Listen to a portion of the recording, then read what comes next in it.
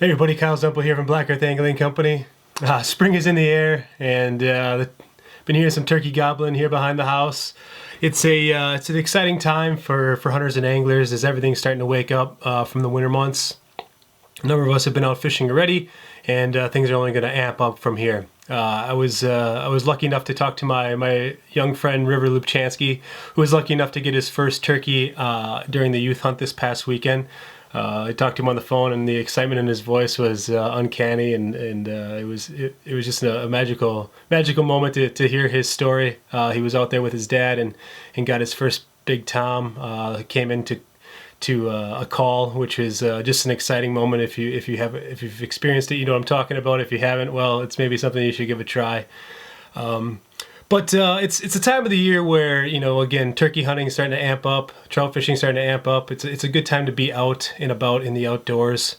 The fly I'm going to tie here today is one that I've been using for a really long time. One of the best parts about getting a turkey, besides the delicious meat that comes with it, is the turkey boo, or the turkey marabou. And it's a color that you can't really find in stores, and it's a bird that has got a lot of feathers on it and a lot of usable feathers. But basically, once we get a bird down, we'll take that bird back, we'll pluck it, and try to keep the feathers as clean as possible.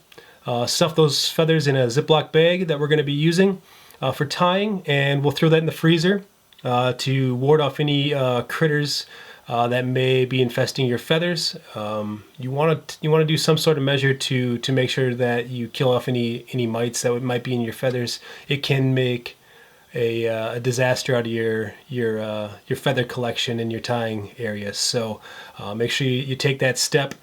But the Turkey Leech was first brought to my attention by Ross Mueller's book, Flies That Catch Trout. So, I mean, what more do you need than that book right there? This is obviously a variation of that original fly, but ever since I had seen that fly and tied it, I've been using it, and I would say it's probably responsible for more trout than any other fly in my box. I do use it all the time and year-round. That's the beauty of it. It's a great year-round fly. In the winter months, you can slow crawl it along the bottom. As things start to amp up, you can fish it in the low light periods of the day for larger fish, and find some great success there. The feathers we're going to be using today are from Hannah's 2019 tom. It was her first turkey, and so we've had some really nice feathers on there. It was in real good condition, and so I want to be using some of those feathers to tie up this here pattern. The feathers kind of vary as far as how you use them. You have these here with the brown little tips, and oftentimes this top part is something I don't use. I use this nice wispy plumage on the side here for dubbing. I'll just grab a hold of the stem and just pluck it off, and then dub it right onto my thread with a little bit of wax. These here, with the softer tips, these are great tail material.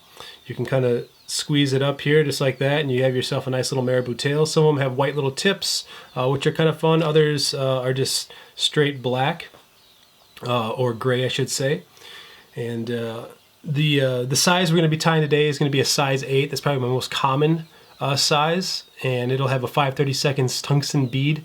You can vary the weights. You can change the sizes. I basically carry size 6 through 14 in my box of varying weights, and I find them be really effective in different situations. So bigger water, I generally like the bigger one, the bigger size 6 leech, and as I get into some of the smaller, more narrow creeks, I'll size that down. So let me say, if you guys tie one of these up, send us a picture. If you get a turkey, send us a picture. We're excited to get out there and get calling some turkeys. And it's a great time to I'll generally turkey hunt the morning and then go out for a trout fish in the afternoon, and nothing's better than a 1-2 punch there. So let's get to tying this bugger up. So, cheers, everybody.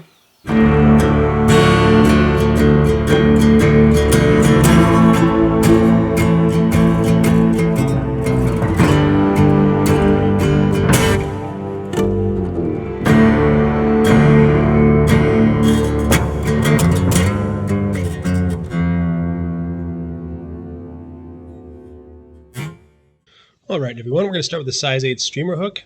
Really any old size 8 will do. And we're going to throw a 5/32 tungsten bead on there. Secure it nicely in our vise. And then we're going to lay down a nice base of thread. Then we're going to hand select a nice tail feather from our turkey boo stash. We want one here with nice soft wispy tips. Those tend to do the best for tails.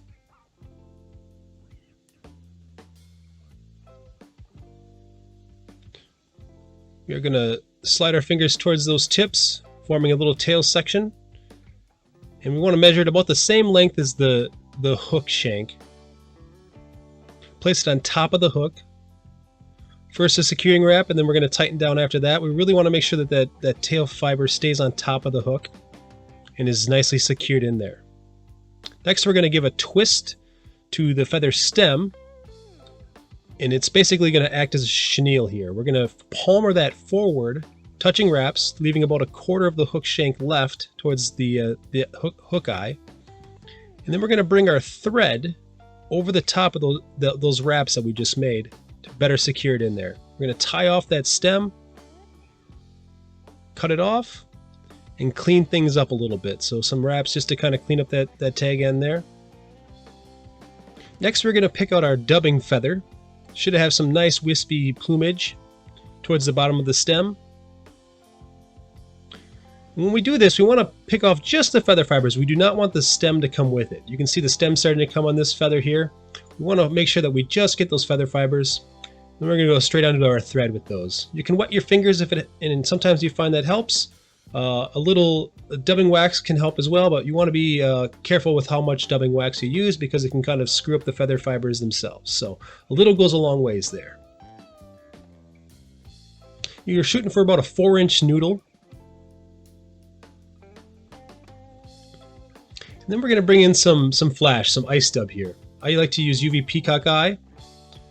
And a little goes a long ways. We're basically just sprinkling this into our noodle to add a little flash when we brush it out. Again, a little goes a long ways here. Dub that right over the top of the noodle we currently have. Then we'll begin to wrap forward with our noodle, filling in the void that we left, creating a bit of a bulge here. I like to give it about 3 whip finishes on my leeches because I don't like to use adhesive here. 3 whip finishes seem to do the trick. Cut off your thread. Then we're going to find yourself a nice piece of Velcro. This is my little Velcro tool here. You're going to kind of scrub and pull. Scrub and pull motion seems to kind of hook the fibers and then pull them out. You want to be a little careful here because you can rip the fibers clean off. Once you get a nice brushing down, brush everything back, and you're ready to catch yourself some nice fish on a turkey leech. That about does it, folks. Thanks a lot for tuning in to this episode of Drinking with Scissors. Support your local fly shop, and we'll see you next time.